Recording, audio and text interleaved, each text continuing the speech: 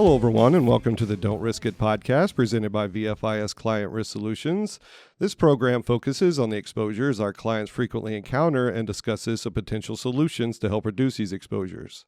I'm your host, Chris Rogers with VFIS Client Risk Solutions, and today we're discussing the historical impact of client risk solutions on emergency services.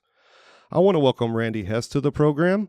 Randy is retired from VFIS, but he's the former director of risk control for our organization. Randy is here to offer some historical perspective on where client risk solutions began and how we got to where we are today. Randy, I want to thank you for taking the time to join us today. I really appreciate your time. Hey, Chris, I appreciate it. And it's good to be back in the company of the staff you have here. And it's great to see you. So during the beginning of the VFIS program development, when was it decided that risk solutions and training programs would be an integral part of the insurance product? Well, before I actually get into that, Chris, I just wanted to make one comment. When I decided to talk about on this topic, I realized that you have been doing a great job with these podcasts. And to be honest, I've listened to every single one of them, and the amount of information you're providing is really good. But it dawned on me that you're probably talking to the fourth or maybe even the fifth generation of emergency service providers that have been actively part of the VFIS insurance program. So it might be a really good idea to let them know that this isn't something new that you guys have started. It's based on tradition, part of the culture of VFIS. It's based on true facts, based on over 50 years of paying claims in the emergency services. So the information that the staff provides, whether it be via these podcasts or in the field, I think is really relevant. I know that the driver training program is kind of the backbone of some of the training that we provide, maybe one of the original products. But can you talk about how the products and services have evolved over the years? Sure. Actually, you brought up the VFIS driver training program. That was actually the first product that was developed back in the mid-1980s. It was developed by a gentleman by the name of Louis Klein, who later became the president of VFIS. But it was the first of its kind where the driver training was focused particularly on emergency service vehicles, and in those days, primarily fire department vehicles. It focused on all component parts of driver training, not just how to steer the vehicle, but it talked about the physical dynamics of vehicle operation, motor vehicle laws and how they apply to emergency vehicle driving, in addition to the actual hands-on obstacle course and that kind of training. So that was really the beginning. So I'm pretty sure that program had a significant impact on emergency services. Are there any other specific programs or products that you feel had a historical impact on the entire emergency services community? The driver training program in particular, when it was launched, it became so popular because there wasn't anything available like it in the United States. And over the course of a number of years, it was adopted by 26 states as either their primary driver training program that was offered in the state or one of the approved driver training programs. So that in and of itself demonstrated the validity of the program. As far as other parts of client risk solutions that were developed in addition to training programs, going back to the initial part of VFIS, we were initially provided our insurance products by Cigna Corporation. And at that time, Cigna had their own loss control people who did the surveys for VFIS. They weren't specific to emergency services. They were primarily property surveys. And when they did do a vehicle survey, they really didn't focus on what was important to emergency vehicle response. A lot of the things that we would get back would be the trucks aren't driven very often, there's nobody there in the station during the day, and they're nice and shiny, which really didn't tell us anything about anything. The first real VFIS Risk Control survey took place in 1991 down in Texas for a client who, by the way, after all this time is still a VFIS client. And I recognized during that survey that what Cigna had been providing for us wasn't going to be really helpful. So we came back and we developed the initial emergency vehicle survey, which tried to focus more on the things that were relevant to emergency service response. They were probably looking at it from like a trucking perspective instead of an emergency response perspective. Yeah, it was a fleet survey. It was exactly what it was. It was generic to any kind of industry. MVR's maintenance and none of the guidelines that not similar guidelines that we have. Correct. And to have about half the country, accept your program, that's some pretty good currency to let you know that you're going down the right road and are doing some good positive changes in the organization. Absolutely. And in conjunction with that, once we started with that initial driver program, claims department came to us in regard to increasing number of intersection claims, both from a property damage, physical damage, auto standpoint, as well as liability claims with the number of civilian deaths and severe injuries that were occurring in relation to these intersection practices. We developed what was called the Emergency Vehicle Response Safety Program, and that addressed some very controversial issues, which in fact we had a little bit of trouble selling to the management of VFIS because of the controversy regarding stopping at intersections and some other portions of that, limited response speeds, etc. But they finally said that we had to go ahead, and we piloted the program in North Carolina and did the presentation to all, I believe it was 24 county community colleges down there for the fire service. And the program kind of really took off after that. It came in conjunction just right after the program was introduced with NFPA 1500 and some of the other NFPA standards, which also addressed intersection practices. And now I think that program continues in different forms and fashions as it's been updated and redone, but I think you would be hard-pressed to find any emergency service organization that goes through intersections without at least slowing down and checking to see if traffic is clear, if not coming to a complete stop. So it really changed the entire industry, not just VFIS clients, but it really had an impact on emergency services across the country. So, Randy, you mentioned that Cigna was doing this to begin with. When did that all become, internal and become an exclusive VFIS program? Well, in 1996, VFIS took its business from Cigna Corporation and became a managing general insurance agency, which allowed them to take control of all aspects of the product: underwriting, sales, marketing, and risk control. And we developed a broad-based risk control survey program, which we introduced in July of 1996. That came along with the development of a lot of supplemental products, such as at the time we called them communiques, which were basic boilerplate kind of standards that you could hand off to the client. They could use it for policies and procedures, educational training.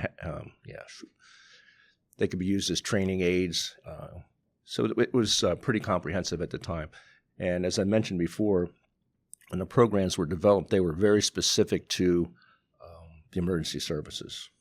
So when VFIS took this on, you mentioned that the training was very fire heavy. Was it exclusive to fire, or was EMS integrated into the process as well? Well, at the time when when our program was developed, there was a primary emphasis on the fire service. But in the early 2000s, as EMS became more integrated into the emergency services, into fire service, we recognized early on that we needed to produce some products that addressed that as well. Claims beginning to arise, and we addressed some of the more frequent incidents and developed those into products that we could help them with, more specifically patient drops and professional healthcare liability with regard to patient care reporting and quality assurance. Can you talk a little bit about those programs? We talked about kind of our flagship with the driver training. Can you elaborate a little bit more about the patient handling to try to prevent patient drops? Yeah, patient handling. Not only is it part of the evaluation process when we go out to do the surveys, but also in training materials and handoff materials. There's a lot to do with the patient handling. In addition, with regard to patient professional healthcare liability, we developed some products like a standard patient refusal form, which we did in both English and Spanish, that could be utilized by our clients. In conjunction with those, we developed field cards that were basically, we referred to them as medical Miranda cards that followed the same format as the patient refusal form, so the people in the field could actually read them and stay consistent with what their policies were. And those were strong documents that you put together, because they're still in our library and they're still in use. So that shows that what you guys put into place, it's still functional and it's still applicable to what's going on out there. Well, I think it's important to note, too, and as you well know because you're part of the group, Mr. Gladfeller, as well as all of his successors, felt that it was adamant that we include people from the profession in our programs. So it's not unusual to find throughout VFIS, whether it be underwriting, claims, marketing, sales, in particular, client education and training, and client risk solutions, that people that do the job are emergency services background. The specialty risk control evaluation, we talked about those. I really think that that's contributed to both client loyalty as well as to providing emergency service organizations kind of the fill in the blank for what they don't know.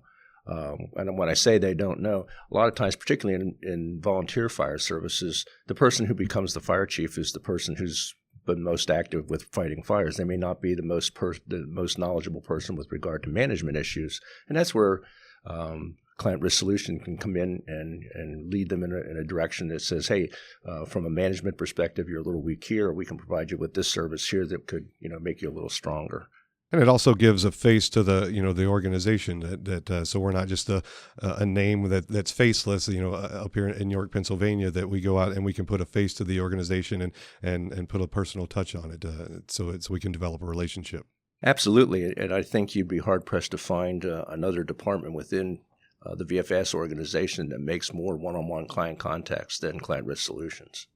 So, Randy, why do you feel that these services have been so impactful on the emergency services? Do you think it's because we specialize them for that, or taking them out of the general market? What's your opinion on that? Well, I think that's both of those thoughts are true. Again, going back to the specificity of the programs themselves, but we had the pleasure of having Blair Tyndall sitting here with us, and Blair is now part of Client Risk Solutions, but Blair was a client of VFIS before he became on board, and I'd like to just throw that to him and ask him that question, how he feels about it. Yes, I was a client, and Randy was providing my risk control services as an EMS manager and as a young EMS manager. And my first thought was a lot of the stuff that he was saying to me was foreign. It was something that in the industry we hadn't been exposed to at all. So it was foreign to us. I thought Randy was a little crazy to begin with, and come to find out he wasn't. So it was building an organization that we were doing at that time from scratch. VFIS was really a godsend as far as policies and procedures, getting us up and running, telling me what training I needed, telling me what policies and procedures I needed, how to manage the organization. So it was just a real benefit to us to have VFIS on our side as customers, because they really answered a lot of questions for us and really pointed us in the right direction. So much so that you just had to come work here. Huh? So much so that, I'm not only a customer, now I'm an employee. So, You almost got that one right. I almost got that one right, yeah. He had to beg me on 3 different occasions to get hired. That's right. Well, the old joke was the best career path was knowing Randy Hess. That's right. That's right. That's right. So, Randy, I just have a couple of questions to round out the conversation here. Why do you think that VFIS has been so successful with the on-site client surveys? Well, as Blair just mentioned, if you don't have your management procedures and policies in place, we have the knowledge and background and the information and services to help you along in developing those. They're always presented in a non-threatening and non-invasive manner, more of a conversation. We allow you to tell us about your particular organization, not benchmark it against other ones, because one size does not fit all. If you're a smaller volunteer company that runs 250 calls a year, you're not going to be measured by the same standard as a fully career organization that runs 5,000 calls a year. Obviously, the exposures are different, and quite honestly, the policies and procedures should be different. So I think that's part of the key, is that it's individualized, and you have people that are in the emergency services, have emergency services background, that are going out talking to people. And we don't just make recommendations. When we make recommendations, we provide supportive materials to help them out to get them started. So it's not, we're not making suggestions in a vacuum. We're starting a process and a conversation to get them going in that area. Absolutely. And not only that, there are organizations that are on top of things. And when you go out and do a particular line of business evaluation, whether it be emergency vehicle response, professional healthcare liability, management liability, employment practices, if you're doing a good job, we tell you that. In fact, there's a certificate of appreciation that's given to clients that have demonstrated proficiency in eliminating claims over a period of time that are provided to them by VFIS in recognition of their good practices. And those really good organizations are also a learning experience for us to some degree as well, because ones that are doing it top notch, it makes us smarter when we go out and visit those folks. And I just mentioned employment practices liability. I was pretty intrigued with the Mike McCall interview that you had a few months ago. And I would encourage your listeners, if they didn't catch that particular podcast, that they go back and try and listen to it. As employment practices is not just limited to career or paid organizations anymore. Finding more and more there's performance claims in volunteer organizations too, for wrongful termination, wrongful promotion, sexual harassment, all these kinds of issues. So I think it's important for everybody who is in a management position or who is striving to become an officer or a manager in their particular organization that they become familiar with the employment practices. So, Randy, one final question that I have. It's a hot topic around our building and in our department. What are your thoughts and observations regarding culture changes in emergency services? Well, the culture certainly has changed and has evolved over time. Back in the early stages of VFIS, back in the late 80s, early 90s, there hadn't been a national surge of like NFPA standards or anything like that. So people were pretty much operating on their own. As we entered into the 90s and early 2000s, those standards and practices, as well as some of the things that we promoted with regard to training and education and evaluations, started to take foot. And that was probably the first real revolutionary change in the emergency services. Then to get to the 2000s, mid-2000s, EMS became a huge issue, or not an issue, but EMS became more prevalent in fire departments and in standalone EMS agencies as the population has grown in many areas. So I think that became prevalent as well. Well, Randy, I think you played a big role in changing some of that culture with some of the products that you put together and then running this department successfully for so many years.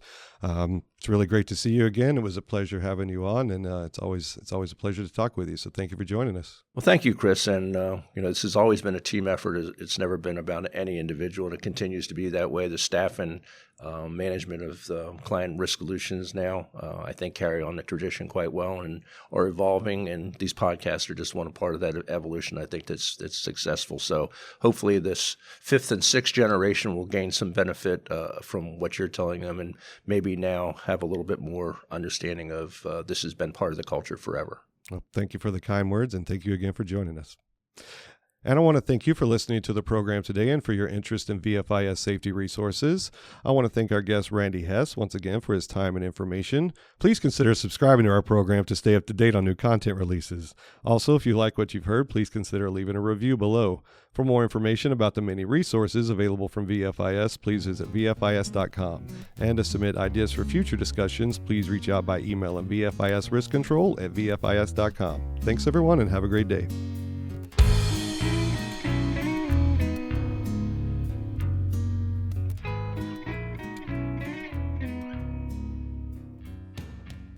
The views, information, or opinions expressed during this program are solely those of the individuals involved and do not necessarily represent those of Gladfelter Insurance Group, VFIS, and its employees.